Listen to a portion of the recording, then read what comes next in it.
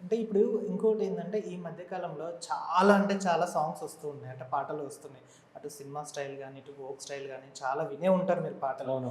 Devotional పాటలు గూడా కొన్ని రావడం అనేది జరిగింది. అవును. అంటే ఆ పాటలకి, ఈ పాటకి చాలా అంటే చాలా అర్థం అనేది వేరుందనమాట. ఆ పాటలు విన్నప్పుడు, మీ పాట మీరు వినుకున్నప్పుడు ఎలా అనిపిస్తది? చాలా ఆనందంగా ఉందండి. ఎందుకంటే ఇది నేను ఒక సన్నివేశాన్ని ఊహించుకొని హ్మ్. దానిలో లీనమై పాడిన పాట 'రఘుకుల తిలక్' అనేది. ఎందుకంటే నేను శ్రీరాముడిని నమ్మిన తర్వాత చూడండి, మనకు వీధి వీధిలో గుడి ఉంటుంది. అందరికి అన్నీ ఉంటాయి. హ్మ్. శ్రీరాముడు పుట్టిన స్థలంలో ఆయనకి నివాసం లేదు. హ్మ్. అయోధ్యలో అయోధ్య. గుడి లేదు. ఆ ఒక్క బాధ ఉండేది నాకు. అరే, నేను బ్రతికుండగా అక్కడ శ్రీరాముని చూడగలనా అని అనుకునేవాడిని. అది భగవత్ కృపో, మన ప్రధానమంత్రి గారి యొక్క సంకల్ప బలమో శ్రీరాముడు బాలరాముడుగా వచ్చేసాడు. హ్మ్. మరి బాలరాముడిని ఎంత ఆప్యాయతగా చూడాలండి. ఇప్పుడు మనం పిలవాలంటే భగవంతుడిని ఎంత ఆప్యాయతగా పిలిస్తే వస్తాడు. మరి ఐందవుల తలుపునే పిలిచా నేను. హ్మ్.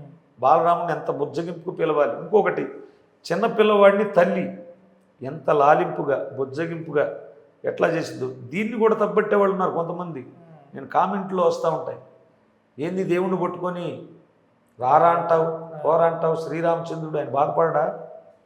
భగవంతుడిని రారా అంటారండి. అసలు ఒక విధంగా హైందవ సాంప్రదాయంలో కొన్ని పురాణాలు తీసుకుంటే భక్తి నవవిధమైన మార్గాలు ఓన్ చేసుకున్నప్పుడు రామదాస్ అన్నాడు, ఎవడబ్బా సొమ్మని కులుకులుకు తిరిగేవి రామచంద్ర అని. అంటే ఎవడబ్బా సొమ్ము అంటే తిట్టినట్టేనా? దశరథుని అది ఓన్ చేసుకుంటే భగవంతుడిని తను ఓన్ చేసుకున్నాడు, స్నేహితుడిగా భావించుకున్నాడు, తన కుటుంబ సభ్యులుగా.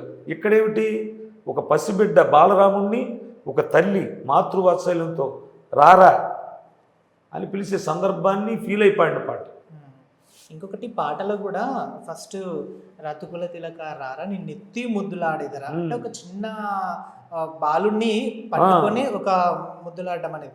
ఆ తర్వాత ఇండి గిన్నెల్లో పాలు పోసి వెన్నారగించి అదే చెప్పేసి అంటే దానికి దీనికి తర్వాత ఇంకోటి లాస్ట్ లో నుదుటన బుగ్గ చుక్క పెట్టి కంటికి కాటుక పెట్టి అసలు అంటే కట్టే కొట్టే తెచ్చే అనే రామాయణాన్ని ఎలా ఉందో ఈ పాటలో ఈ 3 చరణాలు కూడా అలాగే ఉన్నాయండి.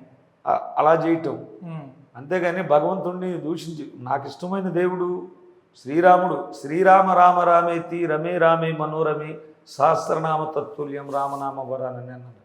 నువ్వు 1000 నామాలు ఉచ్చరించు, ఒక్కసారి రామ అంటే అంత ఫలితం వస్తుందని శాస్త్రం చెప్తుంది. కాశీలో చనిపోతే కైలాస ప్రాప్తి కలిగిద్ది అంటాడు, అక్కడ చెవులో చెప్పేది కూడా శ్రీరామ అని. నారాయణ మంత్రం.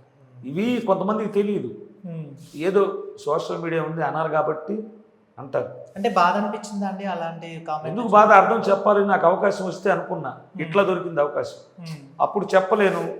కామెంట్లో కూడా ఇట్లా చెప్పలేను, కొన్ని వివరంగా మా అబ్బాయి రిప్లై ఇస్తూ ఉంటాడు. కాబట్టి అట్లా చెప్పే ప్రయత్నం చేస్తే ఈ రోజున సోషల్ మీడియా పుణ్యమాని, ఈ మీడియా ఛానళ్ళ పుణ్యమాని. ఎందుకంటే వీళ్ళకి ముందు నేను నా ధన్యవాదాలు చెప్పుకుంటున్నాను మీడియా వాళ్ళకి. ఎందుకంటే ఒక వ్యక్తి పాపులర్ అవ్వాలంటే మీడియా సహకారం బోల్డంత ఉండాలి. వీళ్ళు లేకపోతే అంత ఎత్తేదగలేవు. ఎట్లా తెలుస్తాం మన వాళ్ళకి? వీళ్ళ ద్వారా. కాబట్టి అన్ని మీడియాల వాళ్ళకి నాకు నమస్కారం.